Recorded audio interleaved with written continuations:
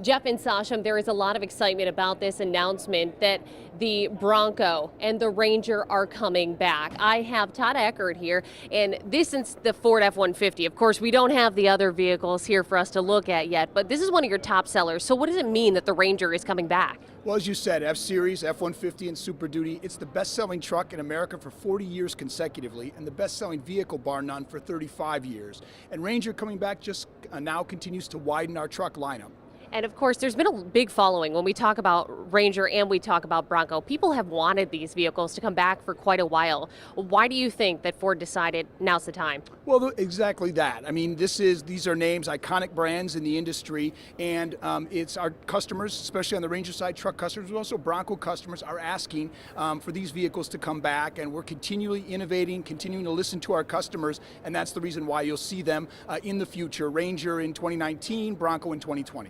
And of course, we haven't released the specs just yet of what the Ranger will hold, but I know that you guys are always moving forward. We heard from the CEO this morning saying that you guys are really trying to bring in that new technology, something that, of course, when the Ranger and Bronco were around before, didn't have. Absolutely. I mean, we're always continuing to innovate. As you said, we're not yet to the stage where we're announcing specs on Ranger, but we know that customers out there are looking for a maneuverable, functional, affordable mid-size pickup that's built Ford tough, and that's what we'll deliver. And where will these be built? These are actually both going to be built on our Michigan assembly plant, which is in Wayne, Michigan, not far from Detroit. And of course, I know that you focus on the truck end of things here, but when we talk about the fact that we are in Detroit, the announcement was made here, and the vehicles will both be made here. What do you think that says about your company? Well, this is a special town for us, right? I mean, this is where we're based, here in Dearborn, Michigan, and so to be able to make the announcement here, I think is very exciting for us, and always to be a big part of this show. And clearly giving that showcase that the auto industry is starting to come back. Absolutely. Well, and we've never left, and obviously, if these announcements, and certainly with our best-selling truck with F-Series, we're going to continue to produce trucks that our customers love, and we really thank them for their loyalty and for their salesmanship. A lot of information coming out here at the North American International Auto Show today from Ford. One of the big focuses, self-driving. I have Greg Stevens here with me. Thanks so much for joining us. My pleasure. So let's talk about the vehicle behind me. This is going to hit the road come 2021, and what are we looking at? Yeah, so this is our latest generation of our autonomous driving vehicle. Full level 4 autonomy, meaning it drives itself. The driver, the human sitting in the car now is a passenger. They're not the driver anymore. And the way we get that done is with this array of sensors you see that feed a lot of information back to a great big computer that's right now housed in the trunk, where all the software that does the decision making for automated driving happens. And this specific one, this is not something that you're going to go to the dealership and buy. This is part of a larger program that you were telling me about, aimed at essentially easing mobility, which we just heard the CEO talking a lot about this morning. Right, Ford becoming an automotive company as well as a mobility company. So the way this will be used, it will be used in a ride service. So you'll have an app and you'll say, I want to get from A to B, and then this car will pull up, you'll get in, it'll take you there, you'll get out, you're done. It goes and gets the next passenger. So if I have the app on my phone, can I sit in the driver's seat? You can, but you'll be a passenger, not a driver. And are we going to see more of this? I know that this is starting out as a ride-sharing service. The one thing that was talked about this morning is the cost. The fact that as of right now, this is still very up and coming, so it does have a higher cost. Yeah, absolutely. The sensors as well as the computers are relatively expensive right now. That will come down over time. But right now, you want to use this in a ride service where you can keep it moving all the time, generating revenue to offset the additional cost that goes into making it capable of driving itself. You know, there was even the Jetsons reference that, about flying cars way down the line later in time. Yeah. Do you think that all of these self-driving cars really are the future?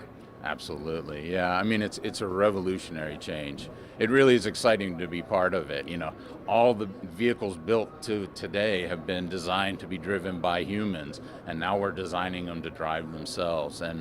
And it's really, it unlocks so many business potential as well as mobility potentials. So this really is the future. Well, the head of Fiat Chrysler spent a lot of time at the North American International Auto Show in Detroit today talking about Toledo. Everything from the next generation Wrangler and new Jeep pickup to the workforce and additional jobs. 13 ABC's Lisa Guyton covers the Jeep beat for us. She talked with Sergio Marchionne, pardon me, and joins us live tonight. Lisa. Well, as of right now, the new Wrangler is set to be released sometime late this year. But even after today's question and answer session with Marchionne, there are still a lot of unanswered questions about the new Toledo-built SUV. However, one thing is clear. There's a lot of excitement about it. It's a perfect car. It fixes all the problems with the old car and it keeps the identity of the Wrangler. And that's all Marchionne would say about the new Toledo-built SUV, other than the fact we can expect to see it by the end of this year. Fiat Chrysler announced yesterday there will be 2,000 jobs created between the Toledo plant and one in Warren, Michigan. And when it comes to the jobs connected to the new Wrangler and a new pickup, he won't talk specifics, but says it's more than 700. The numbers that we announced this morning in terms of headcounts were the minimum numbers of additional ads that we have on top of what we currently have on staff. So it's 2,000 new jobs that did not exist before. Marchionne says once Cherokee production is moved out of Toledo in the coming months and the space is retooled for Wrangler, it will solve one of the biggest problems facing the iconic SUV. We have been unable to satisfy international demand on the Wrangler because of U.S. demand on the vehicle. So this is going to give us an opportunity to expand Wrangler internationally, which is what we wanted. So what about the new pickup that will be built on the Wrangler platform? Well, it's Wrangler based, and that's all I need to say.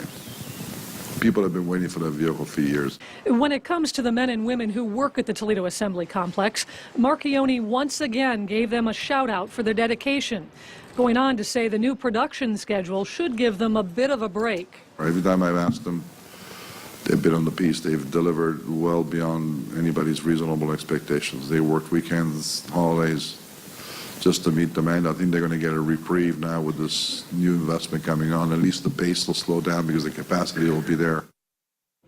Now, as for the release date of the new Wrangler pickup truck that will be built here in Toledo alongside the next generation Wrangler, Marchionne once again would not talk specifics, but says it will happen after 2018, likely in 2019. Now, you hear a lot about the Toledo Assembly Complex and the Jeeps that roll off the lines there, but another Toledo plant is a critical part of a different automaker's success. The Toledo transmission plant makes tens of thousands of transmissions every month for General Motors. 13 ABC's Lisa Guyton covers the Auto Beat for us. She joins us with more on the critical role the Toledo workforce plays in the overall success of GM.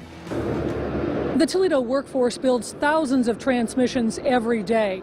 They go into dozens of GM products, everything from small cars up to trucks and SUVs like this Cadillac Escalade. And the Toledo products are front and center here in Detroit. Yes, Toledo has a very wide spectrum of product coming out of that facility. They're a great workforce to work with.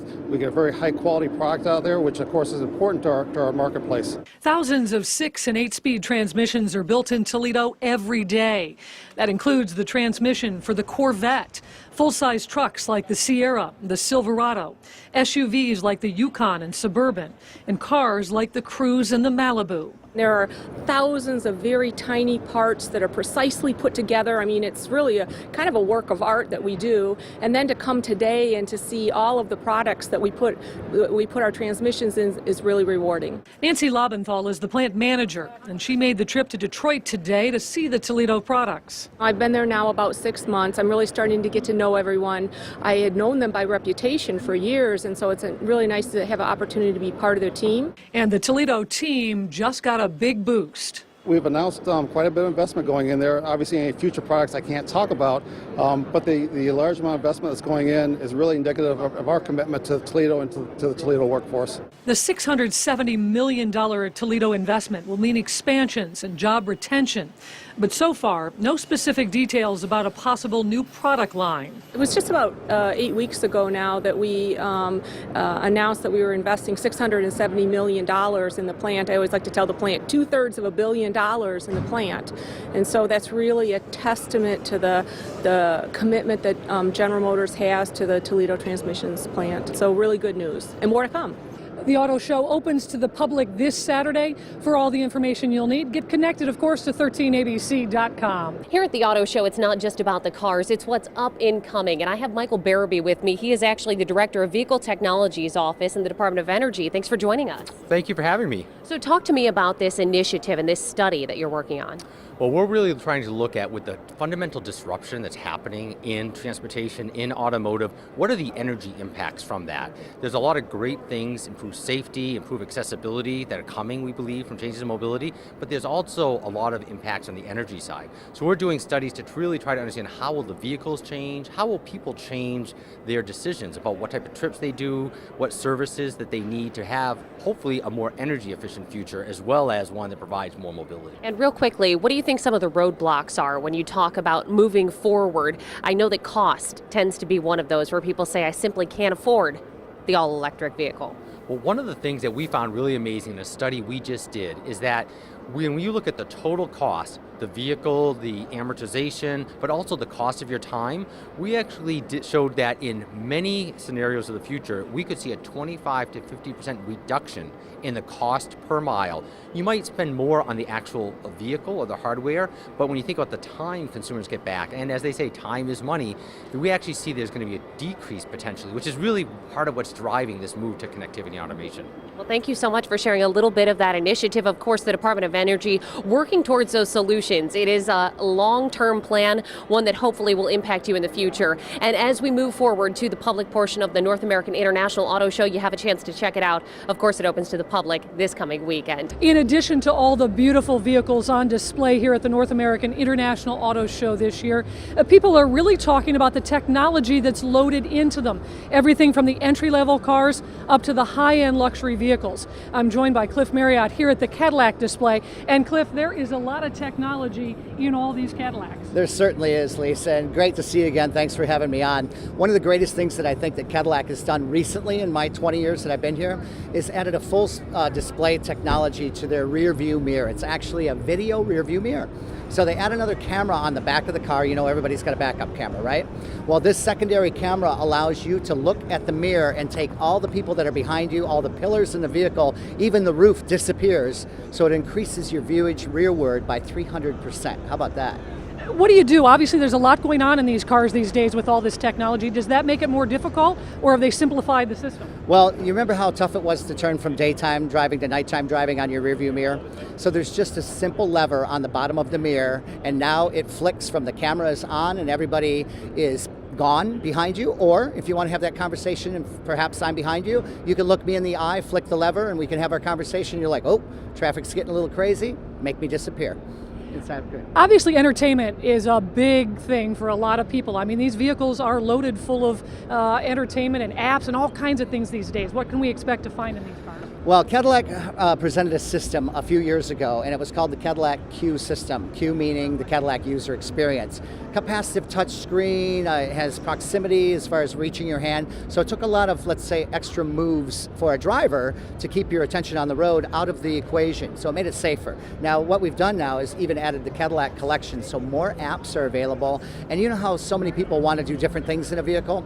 How about 4G LTE? The Wi-Fi is faster than in many people's homes, and you can be on 7 different devices, on 7 different programs, streaming, internet, homework, movies, you name it. Hulu, Netflix. I mean, it's unlimited that they can do in the vehicle now. If you come out to the auto show, it's more than just the cars. In the atrium, before you enter the show, you'll see a lot of other vehicles. This is actually the Michigan State Police booth. They are set up here demonstrating all of their cars throughout the ages. I have Trooper Reber with me, and thanks so much for joining us. Oh, it's my pleasure. So these vehicles, what's the significance? The significance is a line of our vehicles that have gone and changed throughout the course of our existence. Obviously, we don't have the horses here that we started off on, but some of the cars that we've developed into, as far as we have the 1990, it's a 95 Caprice, Chevy Caprice, which is here, and then we have the 1937 Ford, and then the 2016 Charger. And what's the importance, in your opinion, of state police being here? A lot of times people associate police with that negative connotation. Correct. We're out here for community outreach, which is what our department has been doing for years. It's one of the main things that we enjoy doing is getting out into the community. And this is a great way to get out in the community for just not only Detroit, but also for international people that come to see the auto show and then statewide. And everybody likes to come down here. When they see us, we get to talk to them and actually explain to them what we do, and then they get to see us in a different light. And you mentioned that a trip to the auto show might result in a new career path as well. Correct. We are recruiting heavily. We've run many schools throughout the years trying to get our numbers up, but we are looking for many young men and women and older men and women to join the ranks of the state police. All right, so maybe if you're looking for that new job or you simply want to check out some of the history of the Michigan State Police, here at the auto show you can do so. It is right in the atrium area before you enter the show, and this whole thing will be set up during the entire time of that public show, which runs through January 22nd. Thousands of people in our area depend on the auto industry. Hundreds of cars featuring both style and clean lines front and center in Detroit once again this year. But the dazzling beauty displayed at Cobo Center is much more than skin deep. 13 ABC's Lisa Guyton covers the auto beat and tonight shows you technology that's making the cars sizzle and safer.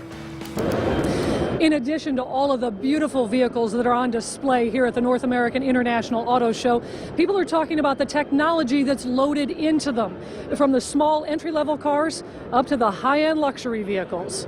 Luxury is on full display in Detroit, and there's a lot of technology packed into all this horsepower. One of the showstoppers, this new Mercedes-Maybach S650 Cabriolet. Only 300 will be made worldwide, with just 75 in the U.S. Audi is showing off this beautiful convertible and a lot of other new models in its lineup. BMW displaying its latest creations, everything from the all-new 4 Series convertible to the 7 Series sedan. Then there's the Alfa Romero 4C Coupe, 0 to 60 in 4.1 seconds with a top speed of 160 miles per hour. And the Lincoln Continental Black Label with its own room on the display floor. And then there's this, the Cadillac Escala. So if you look at the grille, you look at the sweeping lines, its wideness, simple design, softer, much more than what you see around us here today. All-wheel drive, all-wheel steering, light and gorgeous with, new technologies that no one's even seen before. At this point, the Escala is only a concept car. We can say it is a 4.2-liter twin-turbo V8 engine, and its horsepower and torque ratio has not been delivered yet, so some people guess in the high fives, around that horsepower. And while the car and a lot of the technology inside are classified as concept right now, the current Cadillac lineup is packed full of technology, like the night vision system. People changing tires in the night, near the road, deer position to go across. It'll actually photobox those to alert the driver when it's yellow, and if they go red, the car is taking over to automatically brake. And from Detroit to Germany, Mercedes is showing off the new E-Class models. The company describes them as some of the most intelligent in its portfolio. Among other things, they can even help you change lanes. The vehicle has so many sensors, it has over 70 sensors thinking for you. So in the front bumper, all over the vehicle, and if the vehicle is equipped with the driver assistance package, for instance, it's basically a 360-degree sensor and camera for you. You'll have your first chance to get a look at all of these vehicles and the technology this Saturday here in Detroit. We've posted all the information you'll need at 13abc.com. In Detroit, Lisa Guyton, 13ABC Action News. And as you just heard, the auto show kicks off to the public this weekend. Event times 9 a.m. to 10 p.m. through Saturday, January 21st, and 9 a.m. to 7 p.m. on Sunday, January 22nd. Tickets $13 for adults, $7 for seniors and kids. This weekend, you'll be able to get a look at the hottest rides on the road at the North American International Auto Show. We've been there all week giving you sneak peeks at the latest designs and technology. And of course, there's a lot of interest in the next generation Toledo-built Wrangler. 13 ABC's Lisa Guyton covers the auto beat for us, and she spoke with the head of Jeep Design about the new model. She joins us with the story you will only see here. Lisa. Diane, the Jeep team is tight-lipped about the 2018 Wrangler, but we did get a few tidbits about what to expect when it's released sometime later this year. Toledo-built Wranglers are front and center at the Jeep display in Detroit. And while they're getting plenty of attention, most of the questions are about the new model. Mark Allen is the head of Jeep design. I don't want to get into the details yet, and why ruin the surprise. You must be terrible at Christmas, right? As lead designer at Jeep, Allen says his job is really to get out of the way of the 75-year-old superstar. It is challenging, honestly. From a designer perspective, we always want to just throw out the old one and in with the new one. Wrangler's so iconic, I can't do that with it. After years of work, Allen says the new model hits the mark. Anxiety, excitement, but I know we've done the car right, and we're very proud of what's going to be shown. And I think there's enough surprises in there that people should really look forward to it. No details yet about those surprises, but there will of course be some exterior and interior changes. How do you redesign one of the most iconic vehicles ever made? Through love. We love that car.